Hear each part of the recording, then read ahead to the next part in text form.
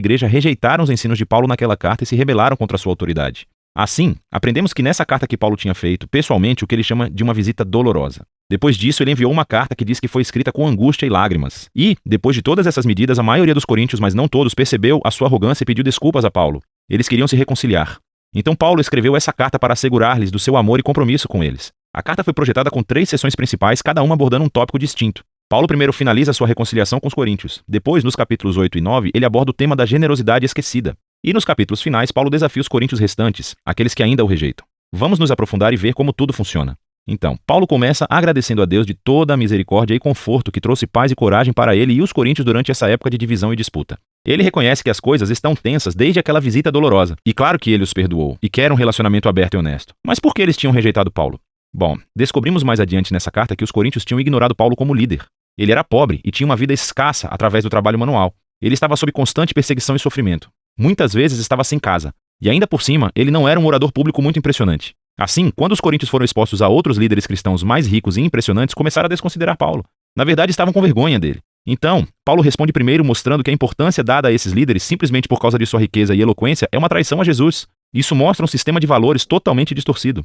A verdadeira liderança cristã, diz Paulo, não se trata de status ou autopromoção. Paulo descreve a si mesmo e aos outros apóstolos como escravos cativos do Rei Jesus que os conduz em direção a uma procissão de triunfo. O trabalho de Paulo não é impressionar outros, mas sim apontar as pessoas para aquele que é impressionante, Jesus.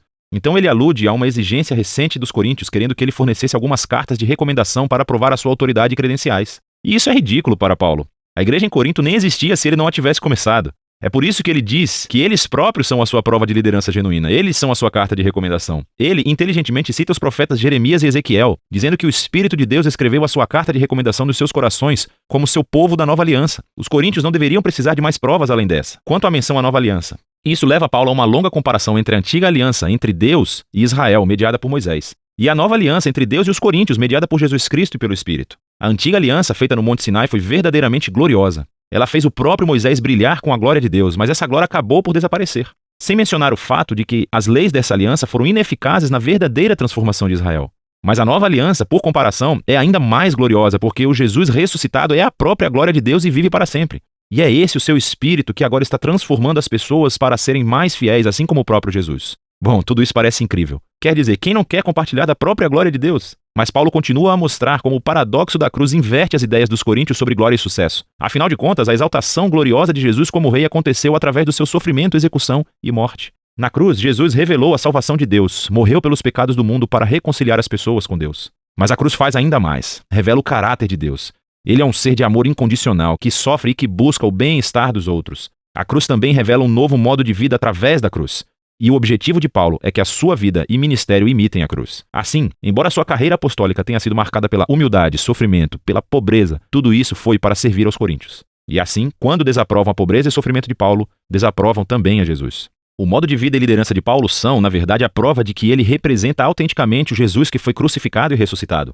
Paulo realmente quer se conciliar com os coríntios, mas não descansará até que se transformem e abracem o paradoxo da cruz invertida. Depois desse apelo impetuoso, Paulo prossegue para abordar o tema da generosidade esquecida. Os cristãos judeus em Jerusalém passaram pela pobreza devido a uma crise de fome. Paulo estava arrecadando dinheiro entre as novas igrejas que ele começou, a maioria cheias de não-judeus. Ele pediu que todas elas enviassem um presente de ajuda como um símbolo da sua unidade no Messias Jesus. E muitas das suas igrejas ficaram muito animadas para contribuir. Mas os coríntios, no meio de todo esse conflito com Paulo, não haviam poupado para o presente. E para Paulo, isso não é só sobre dinheiro, é um sinal de que os coríntios não foram transformados pelo Evangelho de Jesus, que na sua essência é uma história de generosidade. Paulo diz: você conhece a generosa graça do Senhor Jesus, o Messias, que embora fosse rico, por sua causa se tornou pobre, para que através de sua pobreza você pudesse se tornar rico. Ele conta a história do Evangelho através de metáforas financeiras. E ele se rebaixou para morrer como um escravo pobre, para que outras pessoas arruinadas pelo pecado e pela morte pudessem ser exaltadas e se tornassem ricas por meio da graça de Deus. Ser um cristão é permitir que essa história entre profundamente em sua mente e em seu coração, e é deixar que ela o transforme em alguém mais generoso,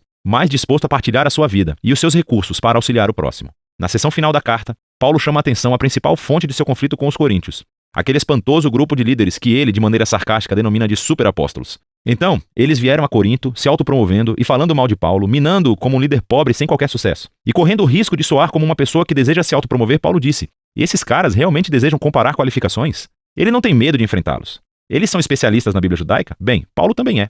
Ele era um fariseu, pelo amor de Deus. Ele memorizou toda a Bíblia. Eles desejam se gabar dos seus conhecimentos superiores sobre Jesus? Na verdade, Paulo já viu e andou ao lado de Jesus ressuscitado. Ele realmente teve visões da sala do trono celestial de Jesus.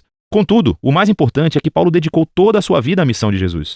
Ele sacrificou seu conforto e estabilidade e nunca pediu dinheiro aos coríntios. Ao contrário dos superapóstolos, que cobravam muito, Paulo trabalhava para o seu próprio sustento. No entanto, Paulo diz que ele se recusa a se gabar dessas proezas, pois não são as coisas mais importantes como cristão. Em vez disso, ele irá se gabar de como ele é fraco e falho, pois são nessas imperfeições que ele descobre o amor e a misericórdia de Deus. Ou como Jesus disse a Paulo uma vez: "A minha graça é suficiente para você, pois o meu poder se aperfeiçoa na fraqueza." Paulo conclui a carta com um sóbrio aviso aos coríntios.